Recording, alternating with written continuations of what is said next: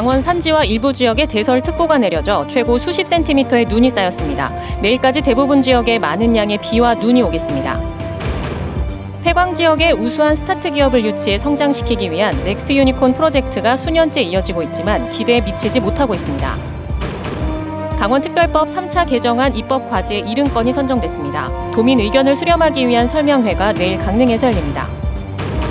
강릉시가 공동체 문화활동을 통해 어르신들의 자존감을 높이고 서로를 돌보는 마을 분위기를 만들어 좋은 반응을 얻고 있습니다. 안녕하십니까. 뉴스데스크 강원입니다.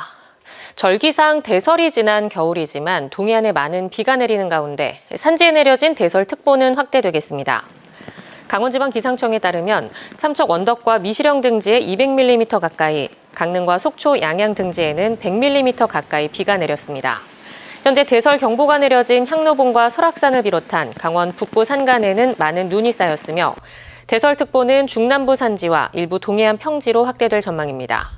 비는 내일까지 동해안에 30에서 80mm, 많은 곳은 120mm 넘게 더 내리겠고 북부 산지에는 20에서 30cm, 많은 곳은 40cm 이상 눈이 더 쏟아지겠습니다. 내년 4월 국회의원 선거가 넉 달 앞으로 다가오면서 내일부터 예비후보자 등록이 시작되는데요. 내년 총선 때는 지방자치단체 재보궐선거도 함께 치러집니다. 지난해 지방선거 때 당선됐다가 이런저런 이유로 직을 상실한 지방의원이 강원도에만 4명입니다. 허주희 기자입니다. 내년 4월 10일 22대 국회의원 선거일에 강원도에서는 3개 시군에서 지방의원 4명에 대한 재보궐선거가 치러집니다. 특히 양구 유권자들은 2명의 지방의원을 다시 뽑아야 합니다. 공직선거법 위반 혐의로 기소된 이기찬 전 도의원이 지난 7월 대법원에서 벌금 200만 원을 확정받아 의원직을 잃었습니다. 양구군 나선거구 박귀남 전 군의원은 지난달 벌금 200만 원의 당선 무효형을 확정받았습니다. 양양에서는 선거 과정에서 허위 사실을 유포한 혐의로 재판에 넘겨진 김의성 전 군의원에 대한 재선거가 치러집니다. 김 전 의원은 최근 벌금 500만 원의 당선 무효형이 확정돼 의원직을 잃었습니다. 이렇게 당선 무효형을 받으면 선거 기탁금과 보전 비용을 모두 반환해야 합니다. 동해에서는 최명관 전 시의원이 지난 9월 별세해 보궐선거를 치르게 됐습니다. 내년 국회의원 선거 때 재보궐선거까지 치러야 하는 강원도 유권자들은 투표용지가 최대 4장으로 늘어납니다. 국회의원 선거의 경우 지역구 투표용지랑 비례대표 투표용지가 해서 총 2장이 있고 재보궐선거의 경우 재보궐선거 의원수에 따라 투표용지가 추가적으로 배부됩니다. 같은 날 선거가 실시되지만 지방의원 재보궐선거의 예비후보 등록기간은 국회의원 등록기간과 다릅니다. 도의원과 시의원으로 출마할 경우 오는 29일부터, 군의원은 내년 1월 28일부터 예비후보 등록이 시작됩니다. 공직선거법에서 정한 방법으로 선거운동을 할 수 있는 예비후보 등록기간이 속속 시작되면서 선거 열기가 달아오르고 있습니다. MBC 뉴스 허주입니다.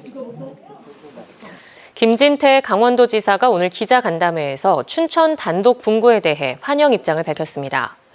김 지사는 공영선거구가 발생해서 춘천 단독 분구를 반대하면 춘천의 6개 읍면이 철원, 화천, 양구에 붙은 기형적 선거구로 다시 돌아가야 한다며 춘천 단독 분구는 춘천만 놓고 봤을 때 잘된 일이라고 말했습니다. 또 중앙선거관리위원회 산하 선거구 획정위원회가 속초, 철원, 하천, 양구, 인제, 고성 6개 시군을 묶은 초대형 선거구 획정안을 제시한 문제는 의석을 더 갖고 오는 등 따로 해법을 찾아야 한다고 말했습니다. 50년 동안 강원특별법 3차 개정안 입법과제 70건이 선정됐습니다. 강원도는 18개 시군에서 제안한 300건의 과제 중에서 70건의 3차 개정 입법과제를 선정했다고 밝혔습니다. 이번 3차 개정에서는 법인세와 상속세 감면이 포함된 기업 유치, 첨단 산업 특례를 비롯해 국제학교 설립과 외국인 유입 특례, 폐광 동해안권 지역 특화 발전 특례가 주요 입법 과제로 추진됩니다. 강원도는 3차 개정안을 확정한 뒤 내년 22대 국회 개원 이후 강원 1호 법안으로 발의할 계획입니다. 폐광 지역에서는 2019년부터 우수한 스타트 기업을 성장시키겠다는 넥스트 유니콘 프로젝트가 진행되고 있습니다. 프로젝트의 첫 결실로 올해 태백 지역의 국내 최대 스마트팜 딸기 공장이 운영을 시작했는데 운영 초기부터 기대에 못 미친다는 지적을 받고 있습니다. 김영호 기자입니다. 대한석탄공사 장성광업소 곤양타워 주변에 건립된 국내 최대 규모의 스마트팜 딸기 공장. 우수한 스타트 기업을 육성 발굴하는 폐광지역 지원금 프로젝트에 따라 민간 농업법인이 4천여 제곱미터 면적의 공장을 짓고 올해 하반기부터 운영을 시작했습니다. 건물 5층 높이에 12단 수직 농장으로 구축돼 LED 조명과 자동 제어 체계로 온습도를 유지하며 프리미엄 딸기를 재배하는 말 그대로 스마트팜입니다. 전체 사업비 170억 원 가운데 70% 이상을 정부와 지자체 등이 지원했는데 태백시 행정사무감사에서는 법인 주소를 놓고 지역 기여가 부족하다는 지적이 나왔습니다. 법인 이전이 의무사항은 아니지만 회사의 주소지가 경기도에 있다 보니 막대한 예산을 지원하고도 태백시가 세수 이익을 보지 못하고 있습니다. 과장님은 와서 이 소재지에 대한 부분을 한 번도 의심을 안 해봤습니까? 처음부터 진행됐던 거라든가 이런 쪽 부분 때문에 저희가 거기까지 다 미치는 챙기지는 못한 부분이 있습니다. 건물과 토지 사용에 대한 임대료를 놓고도 해당 기업과 태백시가 갈등을 빚고 있습니다. 공유재산 물품 관리법에 따라 부과되는 임대료는 연간 6억 원. 해당 기업은 건축비를 기준으로 과다 부과되고 있다며 임대료 조정을 요청하고 있습니다. 딸기 재배의 사업성과 지역 경제 활성화 효과 역시 아직 기대에 못 미치고 있습니다. 30명을 채용하겠다는 인력 계획은 60%가량에 불과하고 생산량이 부족해 아직 상업 판매도 못하고 있습니다. 업체 측은 내년부터 연간 100에서 120톤을 생산해 매출 30억 원을 올리고 향후 딸기 육묘 사업까지 확대할 계획이라고 밝혔습니다. 인도팜에서는 외부 환경이 전혀 영향을 안 받기 때문에 돈은 아마 딸기 파는 것보다 육묘 사업이 아마 매출이 더 클 걸 예상하고 있고요. 딸기 공장은 도시재생 경제 기반형 사업인 태백 에코잡시티의 일환으로 추진됐는데 전체 사업이 흐지부지되면서 스마트팜만 독자 노선을 걷고 있습니다.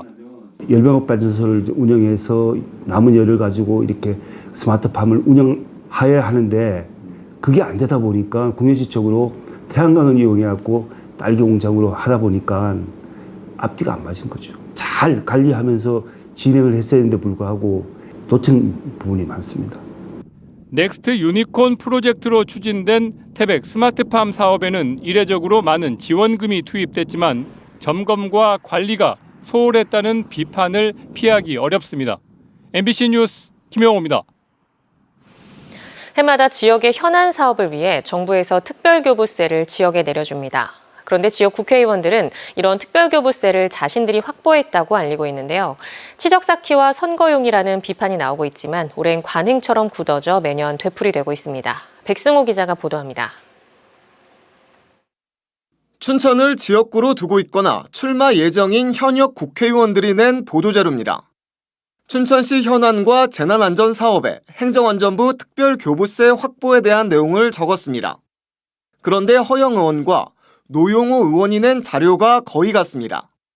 춘천 지역 특별교부세가 29억 원이란 것부터 추곡약수터 경관조성 3억 원과 신부급 반다비 체육센터 건립 5억 원 등 7개 사업의 내용과 액수가 똑같습니다. 춘천을이 지역구인 한기호 의원의 보도자료도 춘천과 관련된 내용은 두 의원들이 낸 자료와 판박입니다. 춘천 지역 특별 교부세를 놓고 현역 국회의원들이 서로 자기가 확보했다고 주장하는 셈입니다. 다만 허영 의원은 확보 환영이라고 적었고 나머지 의원들은 자신이 확보했다라고 자료를 냈습니다. 국회의원들이 특별 교부세를 확보한 게 맞을까? 지방자치단체 관계자들은 다른 말을 합니다. 특별교부세는 저희가 강원도에 신청을 하고요. 강원도에서 또 정부로 신청을 하고 이래서 그 정부에서 그 사업을 보고 적정한지 판단해서 그래서 내려주는 거거든요. 교부세는 내국세의 19.24%로 정해져 있습니다. 이 가운데 3%가 특별 교부세로 편성되는데 자치단체가 현안 사업을 정하고 정부의 신청에 받는 예산입니다. 실무 작업은 공무원들이 다 하고 의원실에는 협조를 요청하는 수준입니다.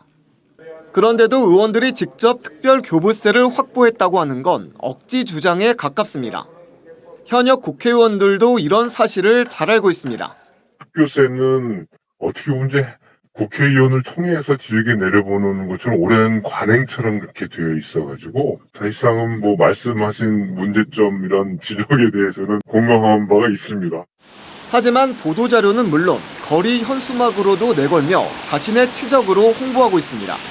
지역 발전을 위한 예산 확보를 하는 것이 의무이다 이렇게 생각을 하고요. 뭐 특별교부세 얼마 갖고 왔다라는 걸로 그런 것들은 대체할 수 없다. 특히 선거를 앞두고 현역 국회의원들의 특교세 홍보가 더 극성을 부립니다. 현역 프리미엄 아니냐는 말도 있지만 유권자들의 눈과 귀를 흐리게 한다는 반박도 만만치 않게 나오고 있습니다. MBC 뉴스 백수호입니다. 고령 인구가 많은 강원 지역 지자체들은 홀몸 어르신을 돕기 위한 정책 개발에 힘쓰고 있습니다. 강릉시가 홀몸 어르신들의 공동체 문화 활동을 지원하고 있는데 큰 호응을 얻고 있습니다. 이하라 기자입니다. 어르신들이 다음 주에 열리는 문화 행사에 참여하기 위해 공연 준비에 한창입니다. 언니들이 이거 달라가라밖에 없는 오라버니가 어떤 옷을 입고 오시는지 봐주셔야 됩니다. 무대 의상을 골라 입고 각자 맡은 부분을 불러봅니다. 아프신 분은 침 맞으러 오세요. 선생님은 어르신들이 집에 돌아가 곡을 연습할 수 있도록 목소리를 녹음해 파일로 만듭니다. 시내와 거리가 먼 농산 어촌 마을에서 공동체 문화 활동을 통해 어르신들이 관계를 맺고 서로가 서로의 가족이 되어주는 게 목적입니다. 지난해부터 주문진과 연곡, 구정 등 13곳에서 진행되고 있는데 일주일에 한 번 진행되는 이 프로그램이 홀몸 어르신들의 일상을 변화시켰습니다. 프로그램이 끝나면 서로 집에 가서 보금자리를 살펴주고 도란도란 일상 이야기도 나눕니다. 복지사에 복지 프로그램이 없어도 어르신들이 자연스레 가정 방문 돌봄을 실천하는 겁니다.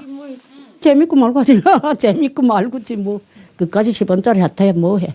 그래가지고 우리들한테 도움도 많이 주고 뭐 맛있는 것도 많이 사다 주고 잘 먹고 잘 지나요. 고령 인구가 증가하면서 지자체마다 앞다퉈 관련 정책을 펴고 있지만 어르신들의 자존감을 높이는 데 도움될 만한 활동은 많지 않은 상황. 강릉시의 마을 문화를 디자인하다 프로그램은 어르신들을 도움을 받기만 하는 존재에서 서로가 서로에게 도움을 주고 마을 문화를 창조하는 존재로 조금씩 바꾸고 있습니다. 웃으면서 동시에 저희한테 적극적으로 의견을 말하기 시작하셨어요. 뭐 이것도 하고 싶다, 저것도 하고 싶다, 아니면 이거 할 때 우리 조금만 이렇게 해보자라고 하는 의견도 얘기해 주셔서 그것도 너무 좋고. 강원도에 사는 4명 중 1명은 65세 이상의 고령 인구. 15년 후에는 강원 인구 절반이 고령 인구가 될 것으로 예측되는 만큼 소외되거나 고립되는 어르신이 생기지 않도록 정책 개발에 머리를 맞대야 할 때입니다. MBC 뉴스 이하라입니다. 올해 강원 지역의 가구 소득이 전국에서 두 번째로 낮은 것으로 나타났습니다. 통계청과 한국은행, 금융감독원의 2023년 가계금융복지조사 결과를 보면 평균 가구 소득은 경북이 최하위로 5,803만 원, 강원은 5,948만 원으로 뒤를 이었고 이어 경남이 5,952만 원으로 강원과 비슷했습니다. 세종은 8,641만 원으로 가장 높았고 세종과 강원의 소득 격차는 지난해 2,294만 원에서 올해는 2,693만 원으로 확대됐습니다. 강원특별자치도 교육청이 모두 2조 3,639억 원을 들여 도내 학교시설 환경 개선 5개년 계획을 추진합니다. 도교육청은 우선 지어진 지 40년이 지난 학교시설 84곳을 2033년까지 9,255억 원을 들여 새로운 학교 공간으로 탈바꿈하고 2028년까지 모두 2,693억 원을 들여 내진 보강 등 안전한 학교 만들기 사업도 정부 계획보다 1년 앞당겨 마무리할 계획입니다. 또 5년간 6,061억 원을 들여 냉난방기 교체와 화장실 개선 등 환경 개선도 적극 추진합니다. 아내를 살해한 뒤 교통사망사고로 위장한 혐의로 1심에서 중형을 선고받은 40대 육군 원사가 판결에 불복해 항소했습니다. 해당 원사는 지난 3월 7일 동해시 자택에서 아내에게 가게 부채가 들통나자 다툼 끝에 안방에서 목을 졸라 의식을 잃게 한 뒤 이튿날 새벽 아내를 차에 태우고 고의로 웅벽을 들이받아 숨지게 한 혐의로 재판에 넘겨졌습니다. 1심에서 징역 35년을 선고받은 피고인 측은 살인 혐의에 대한 공소 사실이 입증되지 않았다며 항소심에서도 무죄 주장을 펼 것으로 예상되면서 치열한 법적 다툼이 예상됩니다. 군 검찰은 아직 항소 여부를 결정하지 않았고 2심 재판은 서울고등법원에서 열립니다. 강원뉴스 마칩니다. 시청해주신 여러분 고맙습니다.